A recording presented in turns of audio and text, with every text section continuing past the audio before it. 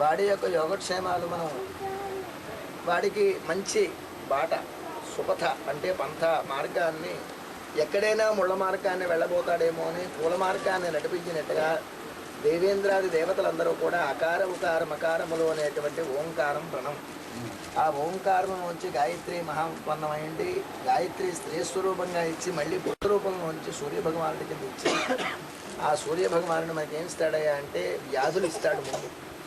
అంటే వాతపిత్త కపశ్లేష్మ నానానమిత్త అని ఎన్ని టెస్టులు చేసినా కానీ ఆ రోగం ఏమిటో అంతు తెలియనటువంటి రోగాన్ని ఇస్తూ, జ్వర అంటే టైఫాయిడ్, పాండు పాలిపోవడము, కుష్టు వ్యాధి, తర్వాత భగంధరం, జలోదరం, అపెండిసైట్స్ ఇత్యాదులన్నీ కూడా ఇస్తాడు. ఇస్తే ఏమిటయ్యా అంటే పడిపోయిన చోటే మనం ఆ వస్తువును వెతుక్కుంటే ఎలా అయితే దొరుకుతుందో అర్కోవాయ త్వరతే సోమచక్ష అని అర్క రూపంలో సూర్యుడికి 12 నామాలు ఉన్నాయి.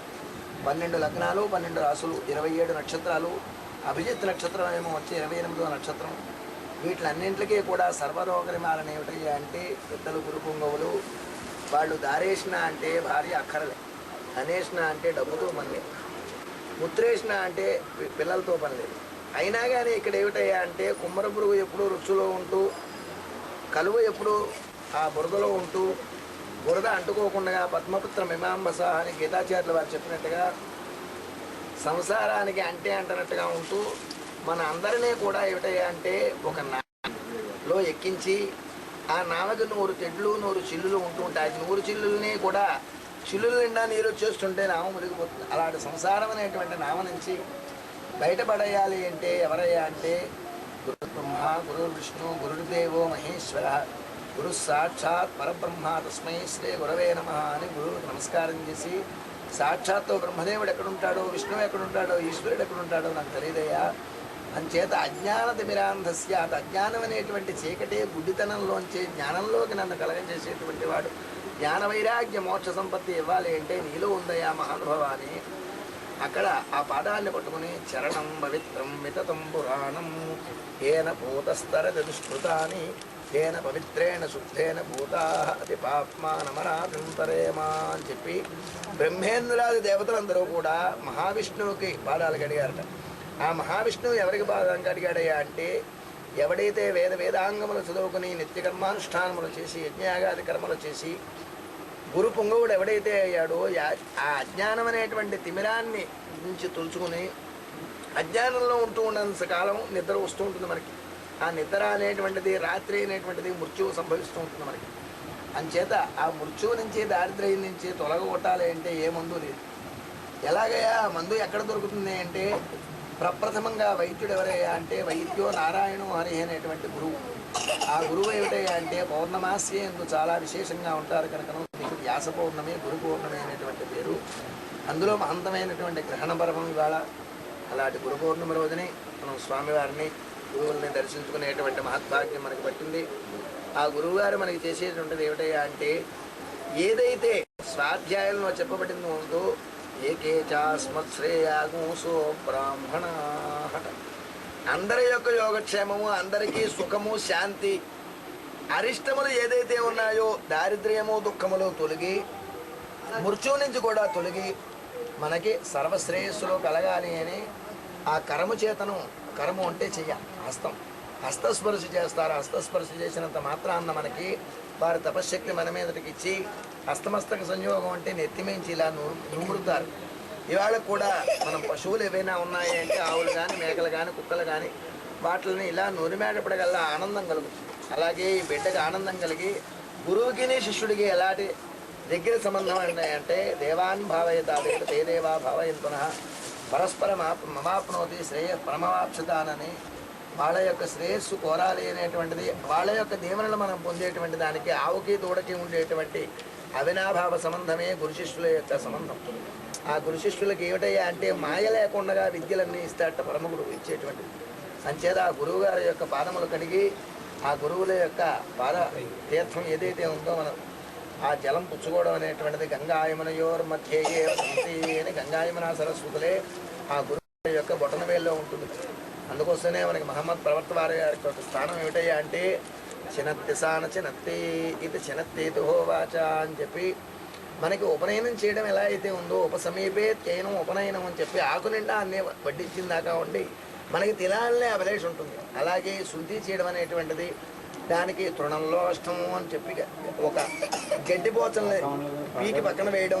రోష్టం అంటే ఒక రాయి మీదట మాత్రం ఈ మూత్ర చినుకుల కింద పడకుండా దాని మీద వేయడం అనేటువంటిది భూమి మీద వేయకుండాను ఉంచుకొని ఏదైతే ప్రజాకామ్యతత్వం ఏదైతే ఉందో ఆ కామ్యతత్వాన్ని తెంచేస్తాడట పరమగురు. అంచేత మహమ్మద్ ప్రవర్త వారికి కూడా ఈ బొటనవేలు నుంచి ఆ యొక్క చర్మం అంతా కూడా తీసేసుకుని ఆ స్వామి యొక్క ఆ సౌరుడు సూర్యభగవానుడు ఎవరైతే ఉన్నారో ఆ సూర్యభగవానుడు యొక్క తేజస్సు పొంది సూర్యభగవానుడిలో ఐక్యమయ్యారు అని చెప్పి మనకి పెద్దలు చెప్పినటువంటి స్థానము.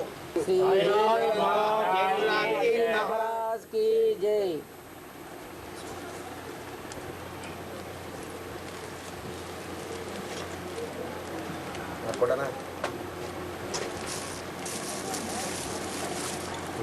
తీసుకోండి, పళ్ళు తీసుకోండి.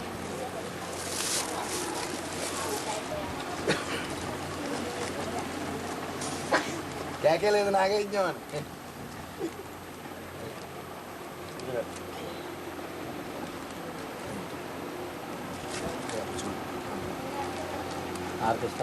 పేరుది ముక్కామలండి, ఇరుసుమండ ముక్కామల గ్రామం.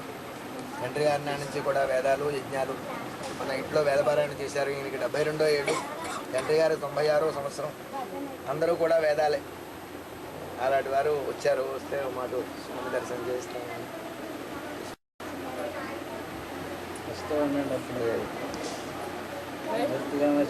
మర్చిపోలేదు. చిన్నబ్బాయి కొంచెం కాలం చేశాడు ఈ మధ్యన, 2 ఏళ్ళు అయ్యింది. అందుకోసం అది కొంచెం వదిలించుకుందాం అనుకున్నా. శ్రద్ధాభక్తిని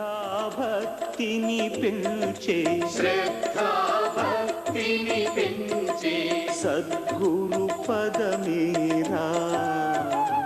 ఓం జయ జగదీశ హరే. పూర్ణ హృదయ ప్రియ హారతి గై కొను ఈ వేళ. స్వామి గై కొను ఈ వేళ. నమః శివానంద స్వామి, నమః శివానంద స్వామి. సుఖ సంపద లీవా.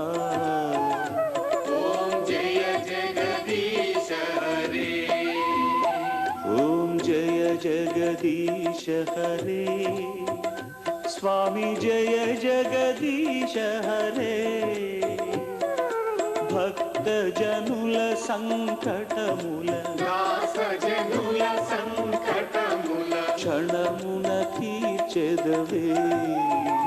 ఓం జయ జగదీశ హరే. ఓం జయ జగదీశ హరే. స్వామి జయ జగదీశ హరే. చేతము వేగమే రండి, నమో బాబా की हारती. नमो साई की हारती, साईनाथुनि की हारती. प्रभो सायनुचु बंधुलु हर माधव कोलुवरारे. साई रामाधव श्री साई हर माधव చేయరారే స్థిరమతితో సాయినాథుని నిశ్చల ధ్యానం. సాయి బాబా ధ్యానం చంచల బుద్ధే లేని ధ్యానం. కృష్ణనాథ దత్త సాయి మంద బుద్ధే మాన్ పదవోయి. దత్తా సాయి బాబా మంద బుద్ధే మాన్ పదవోయి. ఆరతి సాయి బాబా జీవ సౌఖ్యార్థదాత. చరణారజములలో మాకు చోటింతయివా నీ భక్తులముగా. ఆరతి సాయి బాబా కాముని దహించి ఆత్మస్థితిని పొంది తిరిగా. ముముక్షు సజ్జనులపై కృప చూపేటి రంగా. ఓ పాండురంగా ఆరతి సాయి బాబా.